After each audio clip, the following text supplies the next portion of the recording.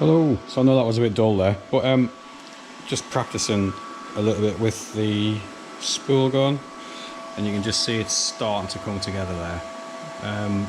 Finally got the settings where I want it, and then obviously practicing your position because it's different to steel really. So turn this off. Oh, hang on. So it's kind of the settings I was running there.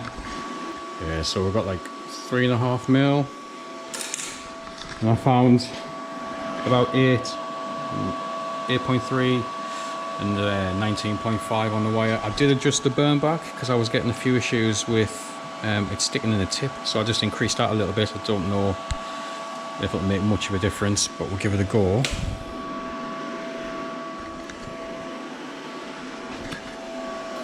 But it's getting better. I mean, that's awful, that bit there. That's where the tack was, but that's much better.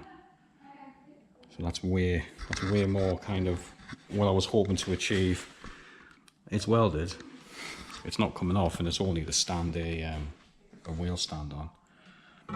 But I'm much happier with that. A bit of practice goes a long way, doesn't it? Because that's awful. That was the very first one. First ones are a bit spattery and a bit kind of rubbish, but that one's nice.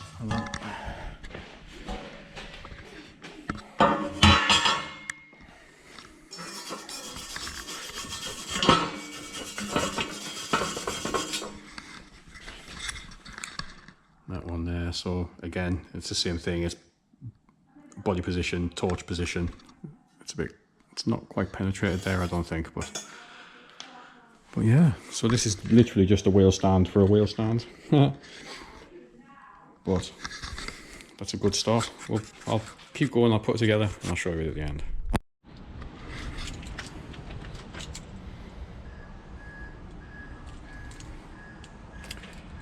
So that was the idea. So if you've only got a small van, Transit Custom, you can still put your wheel stand in the back, have a bit of room to kind of prep a wheel. You can paint the wheel elsewhere, and it gives you a bit more workspace there. And obviously that folds up. I did put some little hinges in there, so it folds up a little bit. It doesn't fold flush because obviously you've got the just some self tappers that I had lying around.